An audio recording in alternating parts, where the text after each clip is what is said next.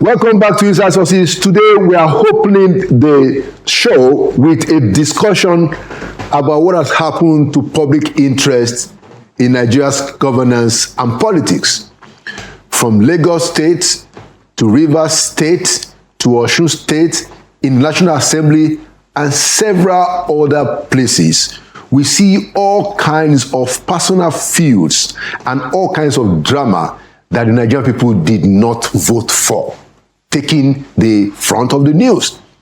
To discuss this with me today, I have two Nigerian leading public intellectuals.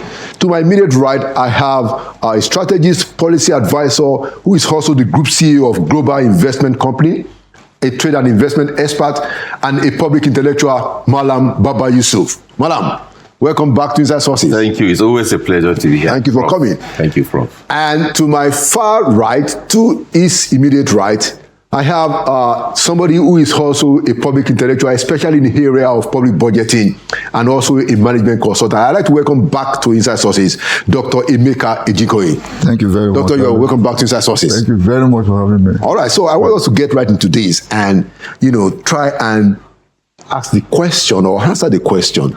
So where is the public interest with all these dramas that is taking place in the political terrain? Several states, we just mentioned quite a few. Even in the National Assembly, there are all kinds of dramas going on.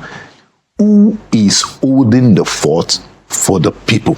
Let's start with you, Madam. Thank you, Prof, for having me, and thank you for choosing this topic of discussion today. It reflects the tragedy of our, state as a nation, Prof. People that are elected in office obviously do not have business being in those public offices, and that is clearly what we are seeing. Like you rightly mentioned in your opening remarks, it appears the political class have now unraveled.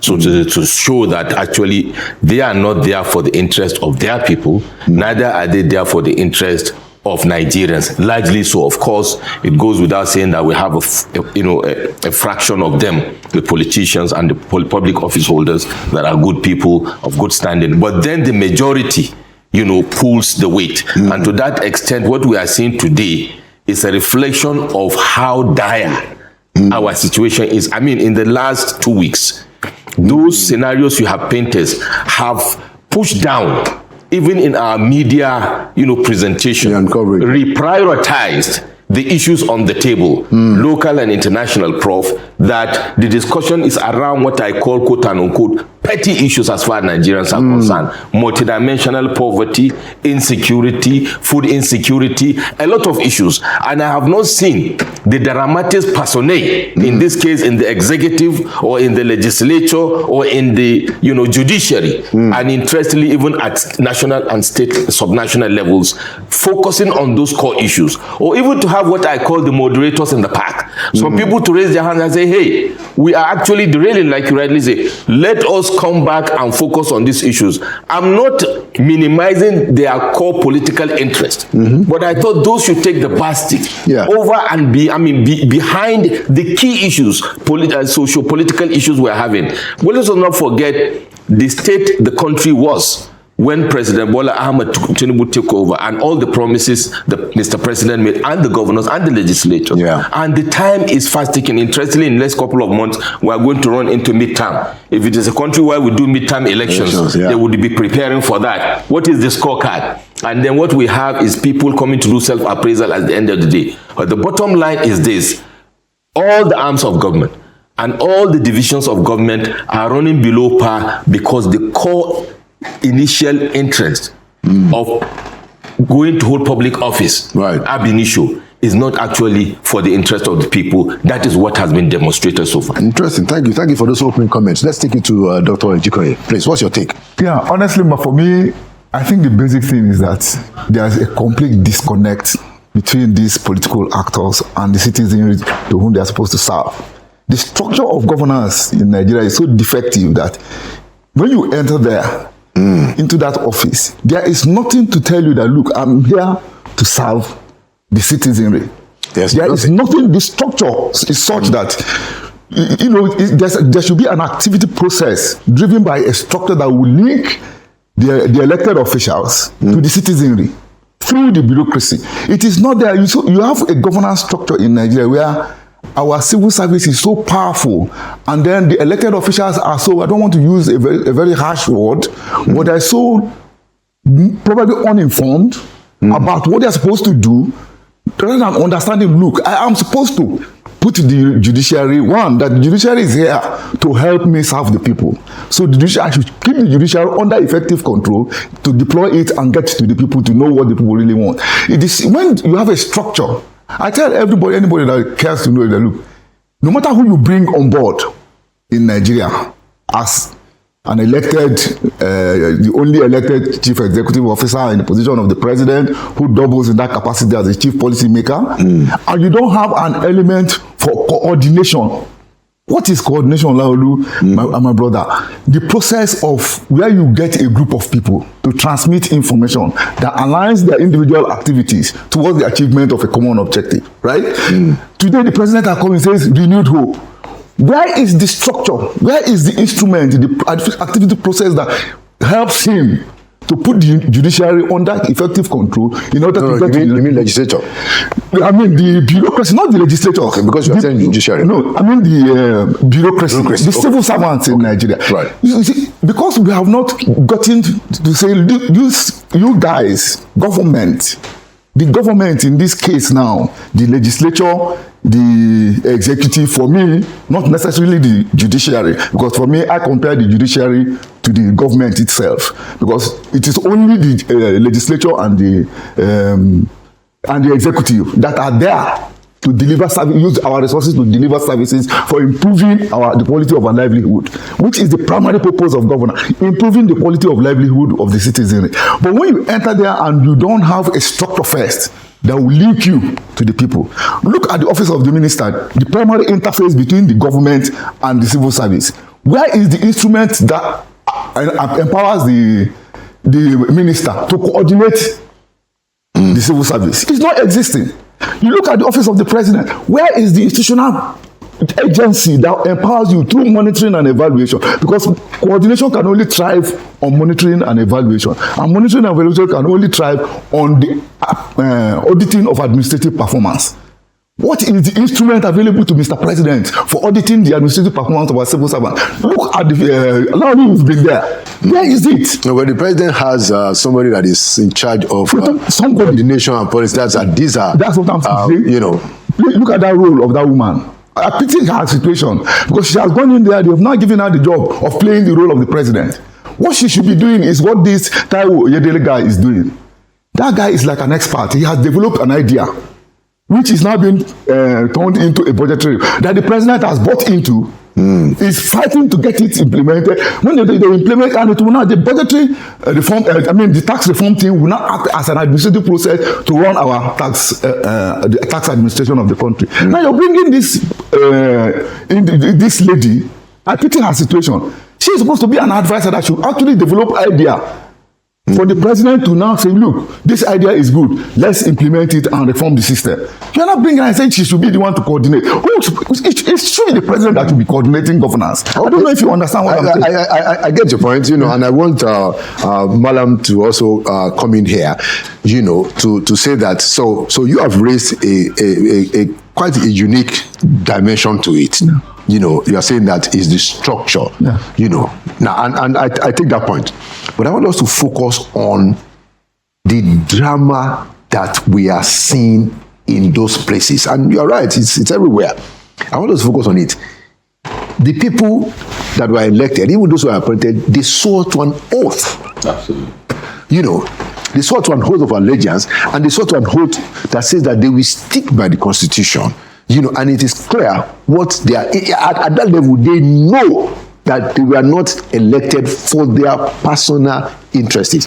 My next question to both of you, starting from Malam, is that why is it difficult for us to find people fighting in those assemblies and on those places against poverty?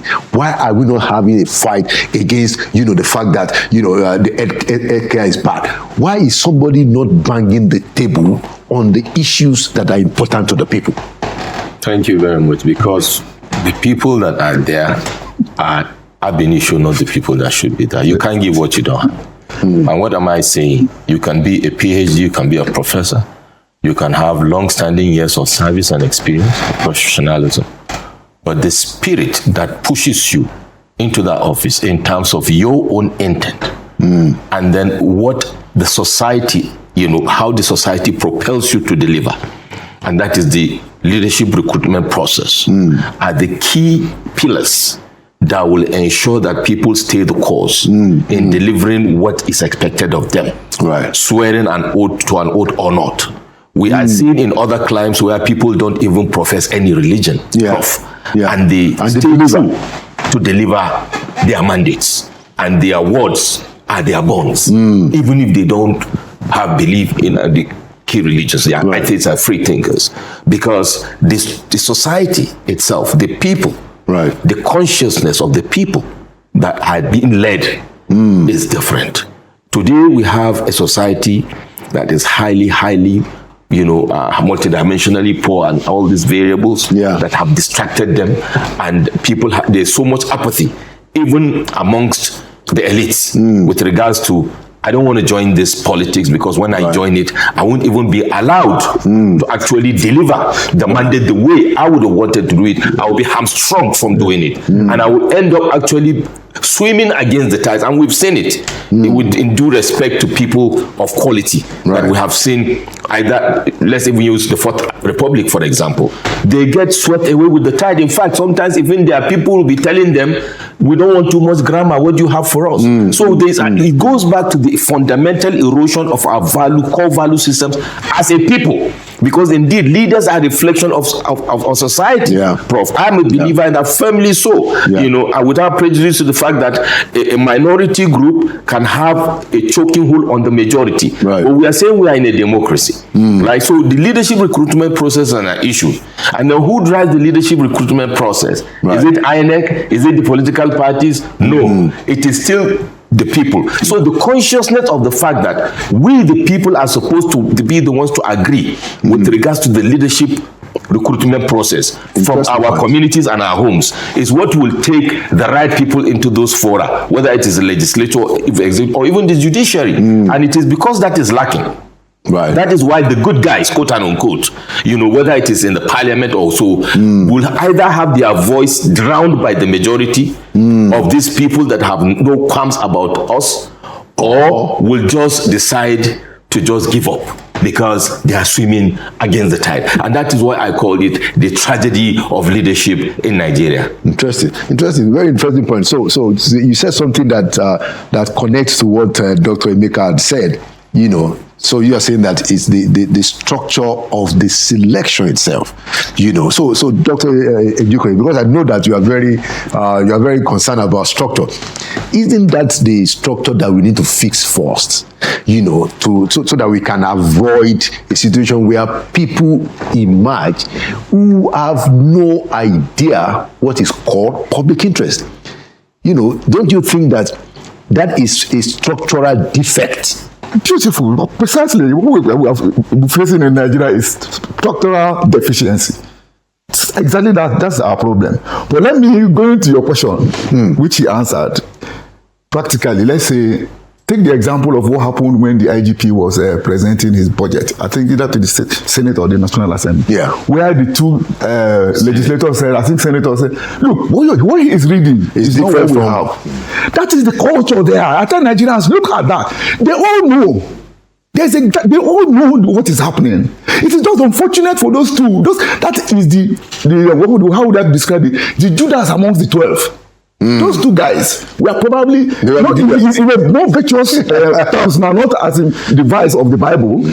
They are the ones that are exceptional. Look, we should be here to serve what you are giving us a document and you're reading something else. So for the camera, Nigerians believe this is what he said. If it had not been for the outbursts of those two legislators, we wouldn't have known what was happening. Another example I want to cite, I don't want to be seen as taking sides here or passing judgment. Look at the question, the issue, the senator, unfortunately, accusing somebody of sexual harassment. When she said when she was made chairman of local content, committee on local content, that there is an interest of almost 1 million. Yes. And they said after a week or so, So they said, the clerk said, let's share this money. And she said, but we have not done anything with this money. Why should we share it? Yeah, she said that on the floor of the Senate. It became a problem. Absolutely. It became a problem between she and the clerk. And by the time she left, this was about, is it 13 million? She said it was. By the time she left to brought the statement, the next person that took over, they had shared the money. And is it not interesting that disclosure is not getting any momentum at all? That's what I'm telling you. The guys Even there are from the not, public. majority, they are not interested. Even the public. They didn't go there to serve the public. Okay. But when a few go in there, their lone voice in the forest will be muzzled up. Before you know it, you join the bandwagon. All right. It's an unfortunate scenario. Because of our time, I want us to conclude, and I wanted to make it very short, Okay. the response. So, we have seen that the elites, political elites, they are fighting in the National Assembly, they are fighting in the State Assembly. The governor of a particular state is saying that, I'm in charge of the local government, the opposing party are saying. So we see a lot of conflict. But we also know that our elites, they can unite. We saw it a few weeks ago when IBB came to town to launch his book. Absolutely. Everybody was dandy. And you see this happening. You see them hanging out in social events, and they are regardless of their political differences, regardless of their ethnic differences, regardless of their religion, whatever differences they have, they come together and they party. Why is it impossible to use that same solidarity in the interest of the public? Please, very short answers, and then we wrap it up. Starting from Malam. Open with this, they don't party in only, they intermarry, and they are business partners. So it's beyond even party. Even though they are in opposition party, they sit on the same board somewhere as board members of a common interest. And that is how deeply rooted the issue is, Prof. And the issue is that the society as it is wired today, and the elites they are wired today, and this, and I'm not exonerating I'm including myself because we are the elites. We are the elites. And we have serially failed. You and I have discussed this severally, and I have written about it, that it is the elites of Nigeria that have failed Nigeria, not the masses, not the political class, because we are the hub of governance in Nigeria. We are the core of the civil service. We are the core of the public service. If a public official or a politician or elected office holder steals, it is we that enable the stealing. We are the PAMSECs. We are the directors. We are the CEOs, okay? We are the judges.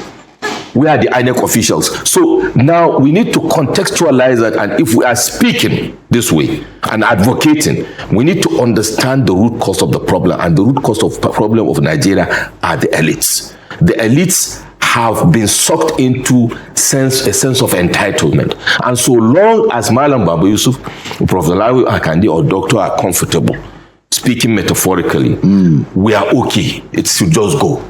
And we are the people that will ignite and push for that change, like you rightly say, because we hold the levers of the society across board. And some people can come and say, no, this is not right. And regardless of the fact that my voice will be shouted down, I will not say I will stop. And you will do the same, and Doctor will do the same, and I know you are a proponent of that very important initiative, elite consensus. Yes. Unless there is that elite consensus, Prof, I hear you loud and clear about development, that. For development of Nigeria, for progressiveness, for putting in the consciousness of even leaders what to do. Because to be honest, there are people that don't have a clue. People are raising point of order because they didn't even read what they are supposed to read to understand the procedure of the office they hold. So the elites have a lot of work to do to give back to society, because God has been graceful to us and merciful to us that we have come out of either humble backgrounds or that we still come, as part of the elite system ab initio. We need to give back. We are not giving enough. The masses are giving enough in terms, we don't even vote. During election times, we are watching it in TV, drinking juice, and we can only come here and speak to Professor Lawal and give analysis. So the elites have a lot of work to do, and we need to start talking to ourselves. If it is structure, if it is the leadership recruitment process, if it is information sharing, if it is advocacy, or it is doing the right thing when we get there. Because don't forget, we have people that were critics, we have people that were advocates, and they end up in the hallowed chamber or in executive office, and they fail woefully, worse than the people they were criticizing. So that is what I call the hypocrisy of expectation of the elites. We should stop playing the ostrich. We have a lot of work to do, and some of us need to take that gavel and start pushing the conversation. Excellent. And start dragging attention to the right areas. Excellent. Thank you so much. Last word, Dr. Ejikoyi. Why is it difficult? Please, I want to restate it again. Why is it difficult for the elites to come together to serve the people? We see what happened in Singapore. We saw what happened in South Korea. The elites say that, look, we are going to change this country. Our elites, they come together, they drink beer, they party, they fellowship together around their own personal interests. We have no problem with that. Why is it difficult for them to come together to make this country progress? Yeah, because answering you pointedly, apart from the late president, may God rest his soul, Yar'Adua, yeah? Yes. I don't know if I have seen a Nigerian chief executive officer, a chief policymaker who has a purview and whose viewpoint is towards the Nigerian people. Yet, I have not. Is it that he's vindictive, he's pursuing one primordial ethnic sentiment, he's weak in the office, there's one primordial sentiment that is, one short-sighted primordial, the point man. Because if you get the right kind of, when I say elected chief, the Nigerian president is so powerful, very powerful, that if he takes a position, every other person will adhere to it. I'm telling you. So that's why anytime I have this opportunity, I try to look at the camera and plead with the president right now, the occupant of that office now. Asiwaju Bola Ahmed Tinubu, the president of this country. Look, you have made so much money. You were a senator, 2-time governor, now the president of this country. You don't need money. And what you need now is self-preservation for positive legacy to the Nigerian posterity. Thank you. That is what he requires. If he can kill you, say, look, how do I want to be remembered? 1,000 years in the history of Nigeria, how do I want to be remembered? I want my bill to be the one to say, look, I started the trajectory to the national development of this country. It is just, he will do it and we'll start. Thank you very much, Dr. Nneka Ejikoyi and Madam Baba Yusuf. It's been said, and we will continue to say it, because, like you said, Baba Yusuf, the elites have been graced, we have been blessed, and the responsibility is our own. Absolutely. Thank you for coming to Resources, Dr. Nneka and Madam Baba Yusuf. Thank you so much. Thank you so much.